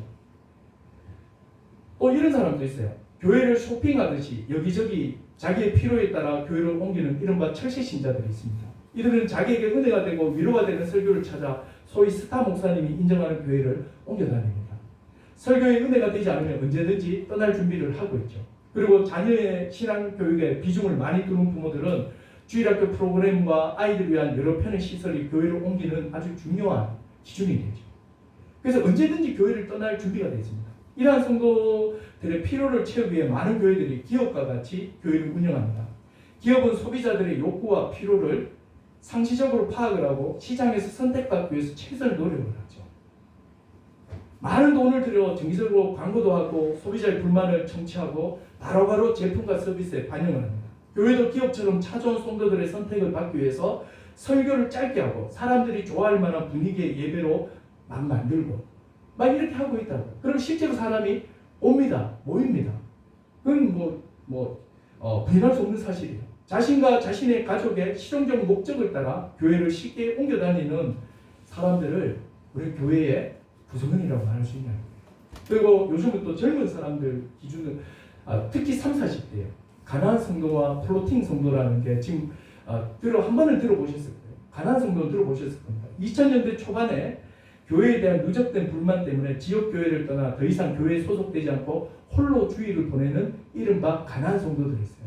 거꾸로 하면 뭐예요? 교회 안 나가. 이걸 거꾸로 하면 가나안 성도예요. 교회는 싫지만 예수님은 좋다. 교회는 싫은데 이런 사람들은 대부분 다 교회에서 상처받는 사람들이에요. 그래서 교회에 대해서 부정적인 생각이 많아요. 그래서 주일이 되면 카페에 가서 신앙책을 읽든지 인터넷을 듣든지 이러면서 교회를 극도로 혐오하는 사람들이죠. 지금 현재 통계적으로 보면 30, 40대 중심으로 거의 200만 명에 육박한다고 해요. 엄청나게 많습니다. 가난한 성도들과 함께 코로나19를 겪으면서 갑작스럽게 등장한 새로운 형태의 또 사람들이 있어요. 바로 이거 플로팅 성도랍니다. 플로팅이라는 게 둥둥 떠다닌다는 거거든요. 이들은 어느 한 지역교회에 정착하지 않고 전통적인 신앙생활에 벗어나서 자유로운 신앙생활을 하고 싶어요.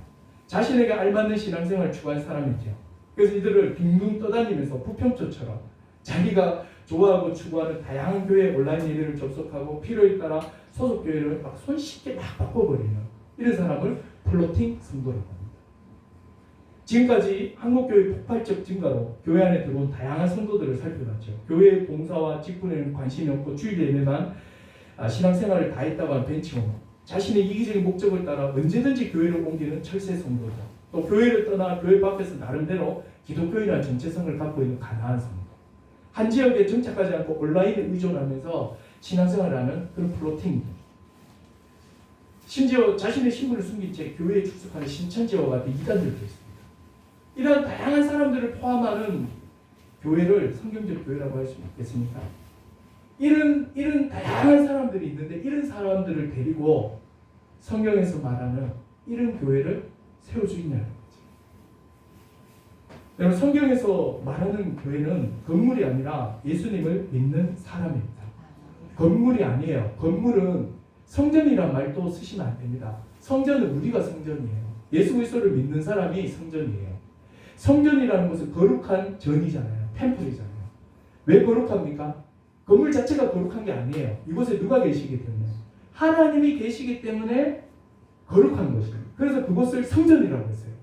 근데 하나님이 구약에는 하나님 예수 그리스도가 오시기 전이고 죄가 온전히 깨끗해지지 않았기 때문에 한정된 장소를 지정해서 그 성전이라는 곳에 한정하여서 하나님 자신이 거기에 임재해 계셨거든요. 그래서 그 성전이 거룩한 거예요. 그러나 지금 구약은, 신약은 어떻습니까? 예수 그리스도를 믿는 사람은 누구든지 하나님께서 예수 그리스도의 영이신, 하나님의 영이신 성령을 주시는 거예요. 그래서 성령을 받은 모든 사람들이 다 뭐가 되는 거죠? 하나님의 성전이 되는 거예요. 특히 성령을 받은 교회가 모였을 때, 교회 가운데 이 교회, 복음을 믿는 이 성도들이 성전이 되고 이 가운데 성령이 계시는 거예요. 그렇기 때문에 건물을 성전이라고 하시면 안 돼요. 건물은 성전인 교회가 모이는 장소예요. 그래서 반드시 뒤에다 붙이셔. 교회당, 예배당, 성전이라는 말은 아예 빼주시. 근데 사실 건축을 할 때 성전이라고 하면 돈이 더 나옵니다.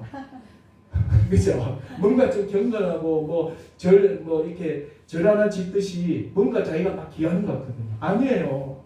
그 구약적 사고예요. 우리가 성전이 됐죠.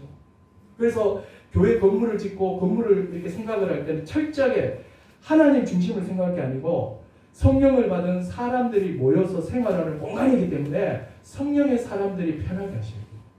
여기 아이가 많으면 아이가 많은 구조로 만드셔야 돼요. 또 어르신들이 많으면 문 다 펴보고 휠체어가 들어올 수 있게 다 만들어 주셔야 되고요. 철저하게 예배당은요, 사람 중심으로 만드시면 돼요. 왜요? 성전이 모이는 곳이기 때문에요. 이것이 바로 교회입니다. 자, 그러면 어떻게 교회에 소속이 되냐 말이에요. 오늘 요거만 하고 마무리하겠습니다. 근데 여러분, 교회에 소속이 되기 위해서는 먼저는 예수 그리스도를 믿어야 됩니다. 예수 그리스도를 믿어야 돼요. 자기가 죄인인 것을 믿어야 돼요. 예수님이 나를 대신해서 내가 받아야 될 진노를 그리스도가 받으셨음을 믿어야 돼요. 그리고 그리스도가 나를 대신하여 모든 율법의 요구를 다 이루셨음을 믿어야 됩니다. 그리스도가 의를 성취하셨다는 걸 믿어야 돼요. 그래서 예수의 이 의만이 내가 하나님 앞에 설 수 있고 예배하게 하는 거예요. 내 행위로는 하나님 앞에 못 나온다는 거죠. 그래서 예수의 피, 예수의 의밖에 없는 거예요. 그래서 일주일 동안 내가 좀 못 살아도 그리스도의 의가 완전하기 때문에, 그리스도의 의를 의지하기 때문에 내가 언제든지 예배드리는 거예요. 그러나 내 행위에 의지를 한다면 좀 잘 살면 당당하고 못 살면 눌려있고, 이거 예수의 의를 의지하지 않는 거예요. 그래서 예수 그리스도를 믿어 죄사함 받고 예수 그리스도를 믿어 의롭다함을 받아야 됩니다. 그리고 이 믿는 자에게 하나님께서 무엇을 주십니까? 성령을 주시거든요. 성령을 주시면 이 성령이 하시는 일이 아주 중요한 사역이 뭐냐면, 이 성령은 나를 데리고 우리 주 예수 그리스도께로 가서 일어나게 된다고요. 이것은 아주 신비한 거예요. 이것은 마치 결혼과도 같습니다. 빈털털, 제가 결혼할 때 빈털털이었습니다. 우리 집 사람 집은 그래도 잘은 못 살지만 우리 집보다는 10배는 잘 살았어요. 그래서 뭐 지금 이번에 알았는데 제가 이제 우리 집사람 키도 작고 제가 훨씬 외모적으로는 제가 훨씬 녹음되죠. 제가 훨씬 못해요. 제가 훨씬 못하지만 어쨌든 이렇게 나한테 어쨌든 서로가 반했지요. 그리고 우리 장모님한테 이제 집사람이 남자친구 데리고 온다고 하니까 그때 조그만한 아파트 살았거든요. 그러니까 넓은 집으로 이사를 하셨대요. 내를 보여준다고. 근데 그거 보면서 그 3층 상가집이었거든요. 야, 이 집 진짜 잘 산 집인 줄 알았어요. 그래가 가서 막 차도 조그만한 거 비스토도 주시고 또 하여튼 이것저것 많이 주시더라고요. 저 정말 결혼하고요. 와, 정말 내가 얼마나 많은 혜택을 얻은지 몰라요. 양복도 한 벌 얻었고 차도 하나 얻었고 용돈도 주시고, 야, 신학교 다니니까 3대째 크리스찬 집안이니까 목사 후보생이니까 또 불신자 집안에 산다니까 그렇게 살뜰하게 살펴주더라고요. 그 제가 한 건 딱 하나 있어요. 뭐 있습니까? 결혼한 것밖에 없어요. 결혼하니까 아내가 가지고 있었던 그 모든 게 다 내게 되는 거예요. 결혼은 공유예요. 성령이 하시는 게 뭐냐면 바로 예수 그리스도와 우리를 결혼시켜요. 그리스도가 이루신 모든 것을 다 내 것이 되게 한다고요. 나는 빈털터리지만 그리스도께서 십자가의 죽으심으로 대신 벌을 받았죠. 그리스도의 형벌을 받으니 내 형벌을 받음이 돼요. 그리스도의 율법을 다 지키고 의를 이루시니 나의 의를 이룸이 돼요. 내가 한 것은 딱 하나예요. 예수를 믿고 그와 연합하여 결혼한 거예요. 이걸 하시는 분이 누구냐면 성령이에요. 그래서 이걸 뭐라고 하냐면 성령 세례라고 합니다. 성령으로 세례를 받은 자만이 교회의 머리이신 예수 그리스도가 다스리는 교회의 회원이 될 수 있는 거예요. 교회의 구성원이 되는 거예요. 그러면 여러분 성령을 받는 거 봤습니까? 아무도 없어요. 혹시 그 애를 이렇게 가지실 때 이렇게 자궁벽에 탁 착상하는 거 이거 느끼신 분 있습니까? 이러니까 됐다 하는 사람 있으니까 없단 말이에요. 없다고요. 몸에 반응이 오죠. 몇 주가 지나면 막 배도 아프기 시작하고 속도 메스껍고 전에 없던 몸에 변화가 생기죠. 생명 변화죠. 그래서 이제 병원 가보면 뭐 8주입니다, 12주입니다 하잖아요. 마찬가지예요.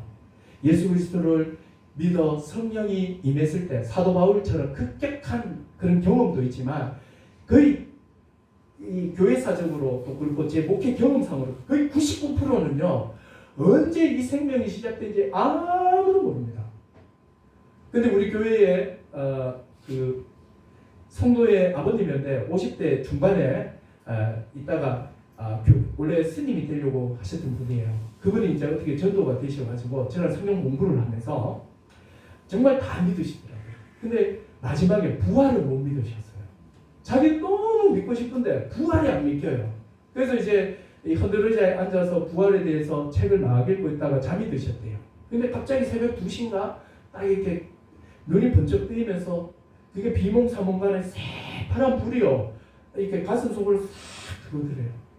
아주 찰나였습니다. 그리고 다시 또 그러면서 자기가 막 눈물도 나기도 하고 지난날의 삶도 막 생각이 되고 그래서 마음이 그렇게 평온하고 자유로울 수가 없어요. 그래가지고 그 즉시로 기록에 남겼어요. 제가 나중에 그걸 한번 꼭 읽어주고 싶어요. 어떤 변화가 있었는지를 한 페이지 쫙 남겨놓으시더라고요. 그리고 이제 주무셨는데 아침에 딱 자고 일어나니까 부활도 믿기고 창조도 믿기고 딱 믿기더라고요.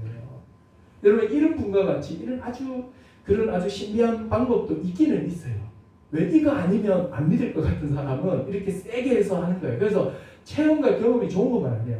오죽하면 하나님이 고집이 하도 세니까 이 체험이라도 줘야 믿는 거죠. 오죽하면 이걸 주는 게 아니에요. 그거 자랑할 건 아닙니다. 그 자랑할 건 절대 아닙니다. 대체로는 어때요? 자연스럽게 성령이 오시고 자연스럽게 예배가 사모되고 자연스럽게 하나님에 대한 마음이 생기고 자연스럽게 말씀이 사모가 되고 자기 죄인됨을 알게 되고 예수님 그러면 막 마음이 촉촉해지고 좋고 이러면서 자기가 점점 막 그 좋아하는 술이 싫어지고 담배가 싫어지고 막 세상에 막 음란패사 너무 싫고 자꾸 거룩하고 선하고 좋은 것들 빛이 신 하나님을 막 닮고 싶어지고 이렇게 다 바뀌지 않나요? 이런 과정을 겪는단 말이에요. 이게 뭐냐면 성령 세례를 받은 어떤 내적 변화들이죠. 그러면 이 성령을 받았다는 것을 본인도 알 수 있고 교회도 내적 교회 같은 어느 정도는 알 수 있죠. 그러면 이제 교회가 이 사람이 성령을 받았다는 것을 검증을 하고 내적 변화와 이런 여러 가지를 보고 검증을 하고 교회가 뭐를 줍니까? 세례를 주는 거예요. 세례를 줄 때 세례의 전제는 뭐예요? 이 사람이 예수를 믿고 성령 세례를 받았다는 것이 교회적인 검증이 끝난 거예요. 세례를 줄 때 누가 봐도 이상하지 않는 거예요. 그래, 저 사람이 있는 게 맞지. 근데 세례를 줄 때 이런 뭔가 이상한 거예요. 이거는. 심지어 어떤 사람은 이런 사람도 있을 때 여사 목사님이신데 교회 온지 불신자인데 교회 온지 2번 만에 세례를 줬대요. 왜요? 교회 정착시키려고. 이런 경우도 있대요. 말도 안 되는 경우가 얼마나 많아요. 하여튼 여러분, 전통적으로 세례가 뭐냐면 물세례를 주는 것이 뭐냐면 이 교회에 그 공식적으로 들어오는 입교입니다. 그래서 물세례를 받으면 뭐예요? 교회의 정식 회원이 되는 거예요. 이걸 누가 검증을 하는 거예요? 교회가 하는 거예요. 근데 이제 전통적으로 이 세례가 굉장히 엄격하게 좋습니다. 다음 예를 들면 주로 이야기했어요. 이번에 이분을 세례를 줘도 되는지 안 되는지. 근데 이 사람이 보니까 아내를 때렸다는 소리가 들리는데요. 그래요, 이거 조사를 좀 해봐야겠습니다. 이렇게 하면서 정말 아무렇게나 안 줬어요. 뭐 헌금 많이 했고 이런 건 안 중요해. 그거는 그냥 당연히 해야 되는 거고, 헌금 생활. 근데 이제 교회 동네 평판도 들어보고 소문도 좀 들어보고 옛날에는 다 한 동네에 다 살았으니까 안단 말이에요. 그렇게 해서 이분이야말로 세례를 줄 만하다. 성령을 받은 것이 명백합니다. 이러면 이제 그제서야 뭐를 주는 거예요? 세례를 줘서 교회 정식 구성원이 되는 거예요. 그래서 교회에는 세례 받은 사람이 있고 안 받은 사람이 있는 거죠. 이렇게 해서 뭐가 돼요? 교회 회원이 되는 거예요. 그리고 또 하나는 입교를 통해서도 되죠. 유아 세례를 받죠. 유아 세례를 받아서 만 14세가 지나면 이 아이로 하여금 신앙을 확인을 해요. 그렇게 해서 이것도 누가 있냐? 당회 가야 돼요. 야, 이번에 우리 이거 똘똘이가 15살인데 세례를 줘도 장로님 되겠습니까? 목사님 물어요. 그럼 제가 내일 한번 확인해 보겠습니다. 확인해 보니까 사도신경도 못 외우고 얘는 예수님도 좋아하지만 또 부처님도 막 좋아하고 있고, 그러면 목사님 이거 안 되겠습니다. 그럼 계속 미뤄야 돼요. 미뤄서 정말 엄격하게 신앙을 정확하게, 그래서 하이델베르그나 웨스트민스터나 이런 걸 다 가르쳐가지고 고백하고 알고, 그러면 그때 세례를 탁 주는 거예요. 입교를 시키는 거예요. 이렇게 하면 걔도 교회 정식 회원이 돼요. 그래서 교회의 구성원, 정식 구성원, 정식 회원이 되는 방법은 입교를 통해서 되거나 세례를 받아 되거나 요거예요. 또 한 경우가 있죠. 어떤 경우가 있습니까? 세례를 받고 교회를 옮기는 경우가 있죠.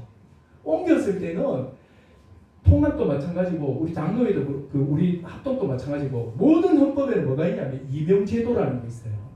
그래서 이 교회에서 A 교회에서 B 교회로 가죠. 만약에 창원교회에서 이목회볼교회로 성도가 오죠. 그러면 창원교회 당회에서 이명서를 쓰게 돼 있어요. 이 사람 이름은 뭐며 세례는 언제 받았고 신급이라는 게 있습니다. 신급은 뭐냐면 유아세례, 입교, 그 학습, 세례 요 단계를 이야기하거든요. 그래서 이 사람은 세례 신급이 세례교회, 그리고 이 사람이 했는 양력, 그리고 이 사람의 신앙 평가 쫙 다 돼 있어요. 이 주민등록 그 등본을 옮기는 것처럼 그 내용이 다 돼 있습니다. 그러니까 그걸 딱 들고 이목회불교회의 목사님한테 드려야 돼요. 그러니까 목사님 그걸 딱 받고 이제 1년 안에 보내는 교회가 연락을 해줘야 돼요. 내가 보니까 문제가 없습니다. 우리 교회가 받도록 하겠습니다. 이렇게 딱 말하면 이명 처리가 완료가 되는 거예요. 여기서 접수를 안 해주면 완료가 안 돼요. 그럼 이 교회는 1년 안에는 접수를 해줘야 되거든요. 그럼 거기에는 뭐가 있냐면 권징 계획이 다 돼 있어요. 이거는 불신자와 결혼시켰다. 그럼 권징, 그다음 이 사람은 회원을 받지 못하거든요. 이렇게 해서 이 이명제도가 있어가지고 이 이명서를 가지고서 철저하게 확인을 하고 받아줬습니다. 이렇게 해서 했죠. 근데 지금 이명제도는 유명무실해져 버렸어요. 그래서 여러분, 교회가 할 수 있는 방법은 엄격하게 세례를 줘야 돼요. 세례를 막 주면 안 됩니다. 그리고 또 세례를 받은 사람들 있죠. 다른 교회에서 받고 온 사람들 있죠. 미안하지만 어떻게 믿겠습니까? 일단 세례는 부정할 수 없습니다. 이 세례는 하나님이 성삼위 하나님으로 주신 거기 때문에 이 세례는 우리가 인정을 해야 돼요. 그렇지만 이 세례를 받기까지 그 검증을 우리가 이명서가 없기 때문에 검증할 기회 방법이 없잖아요. 그래서 이 사람을 좀 지켜보면서 예배 생활도 좀 지켜보고 또 복음도 가르치고 교회가 어떤 곳인지를 알려주고 목사가 무슨 일을 하고 집사가 무슨 일을 하고 기본적인 걸 다 알려주고 그리고 이제 이 사람을 이제 어떤 이제 검증이 끝나면 그때서야 물어야죠. 당신 저 우리 교회와 함께 하겠습니까? 예. 그럼 이제 받으면 되잖아요. 이렇게 해서 받아야 돼요. 만약에 교회들마다 임용제도가 회복이 된다면 굳이 우리 교회에서 지금 하고 있는 정의원 제도와 같은 이런 제도를 안 해도 돼요. 지금은 이 임용제도 자체가 없기 때문에 교회에 오면 교회에 막 사람들이 오지만 믿을 수가 없어요. 알 수가 없어요. 그래도 오는 사람들 막지는 않습니다. 일단 와라 하고 같이 함께 합니다. 그렇지만 이분이 하나님에 대해서 얼마나 알고 있고 교회를 어떻게 생각하고 있고 한 6개월 정도 교제하면서 성경 가르치고 우리 교회가 어떤 교회인지를 알려주고 이렇게 과정을 다 합니다. 그렇게 해서 이제 교회에서 괜찮다 싶으면 그때 이제 회원으로 구성원으로 받지요. 저는 정말 임용제도가 한국교회 전체적으로 다 작동이 돼가지고 이 정회원 제도가 없어졌으면 좋겠어요. 이건 한시적인 거거든요. 그래서 여러분 진짜 오늘 이 룻기에 나오는 이런 헤세드 이런 공동체가 되기 위해서는요. 교회 구성원을 분명히 하셔야 돼요. 아까 말씀드린 것처럼 교회에 너무나도 다양한 배경을 가진 사람들이 다 있어요. 그 모든 사람을 데리고 성경에서 말하는 성경에 동의도 안 되는 사람들에게 이거 어떻게 하겠습니까? 교회는 누구나 다 할 수 있도록 문턱을 낮춰야 돼요. 그러나 교회의 회원이 되는 것은 아무나 될 수 있는 게 아니에요. 예수 그리스도를 믿고 성령을 받은 사람들 이런 사람이 바로 교회의 구성원이 되는 거죠. 그래서 저는 좀 이렇게 좀 늦게 가도 괜찮습니다. 아무 문제 없습니다. 막 그 성장주의에 막 사로잡혀가지고 사람이 뭐 이렇게 막 이걸 막 가득 채우고 막 많아지면 좋을 것 같지요. 많으면 좋지요. 그러나 더 좋은 것은 뭐냐면 참 교회가 될 때예요. 참 교회가 될 때에 소수지만 찬양을 해도 정말 한 마음이 되고 말씀을 들어도 한 마음이 되고 모두가 다 한 마음으로 하나님의 말씀을 받고 순종하고 서로에게 이 은혜의 날개를 펼치고 그러면서도 보듬어 주면서 성경이 말하고 있는 가난이 없어졌더라 했던 그런 교회가 쫙 세워질 때 세상에 없는 교회가 되는 거죠. 이런 교회가 하나님 보시기에 얼마나 기뻐하시겠습니까? 너를 작다 여기지 말라 할 거예요. 이런 교회는요 어떤 교회와도 부럽지 않은 겁니다. 그래서 진짜 교회를 하십시오. 그냥 비슷한 교회 하지 말고요. 정말 이왕 우리 한 번밖에 없는 이 인생 성경을 막 믿고 이 성경의 삶에 우리 인생을 던져서 정말 성경에서 말하는 교회를 한번 세워보십시오. 그래서 정말 이 이목에서 정말 햇불처럼 이런 성경적 교회의 영광이 막 타올랐으면 좋겠어요. 그래서 이제 경남 창원에는 이목 햇불교회가 있다. 이렇게 해서 이제 창원 그러면 이목 햇불교회가 있다. 이래서 막 보내주는 거죠. 안심하고 보내주는 거예요. 저는 정말 그런 교회가 됐으면 좋겠습니다. 네, 기도하겠습니다. 이 시간에 제가 하나만 같이 기도했으면 좋겠습니다. 여러분 우리 같이 함께 하나만 기도합시다. 우리는 참된 고혈이신 예수 그리스도의 희생의 결과로 우리가 예수 그리스도를 믿어 하나님의 자녀가 됐습니다. 하나님의 자녀됨의 이 영광과 풍성함을 마귀는 계속해서 약화시키고 잃어버리게 만듭니다. 여러분 이 하나님 자녀됨의 이 영광은 하늘에 속한 모든 신령한 복입니다. 최고의 복입니다. 우주를 지으신 아버지가 하나님이 우리 아버지인데 뭐가 그래 두렵습니까? 죽음 너머에 더 좋은 세상을 준비하고 계시는 분이 우리 아버지입니다. 죽음조차도 두렵지 않는 것이 하나님의 자녀입니다. 얼마나 놀랍습니까? 여러분 시간에 우리 기도할까요? 예수 그리스도를 믿어 자녀됨의 영광과 은혜를 주시니 감사합니다. 그리고 또 기도하십시오. 하나님 자녀됨의 영광을 잃어버리지 않게 하여 주시옵소서. 그리고 밖을 향하여 하나님의 자녀됨의 이 은혜를 모른 채 죽음을 향하여 달려가는 많은 불신 영혼들이 있습니다. 주여 저들을 긍휼히 여겨 주시옵소서. 이목 햇불교회를 통하여 이 지역에 있는 영혼들이 주께로 돌아오게 하여 주시옵소서. 예수 십자가 복음이 밝히 빛나게 하여 주시옵소서. 같이 이 시간 한번 기도하도록 하겠습니다. 기도합니다.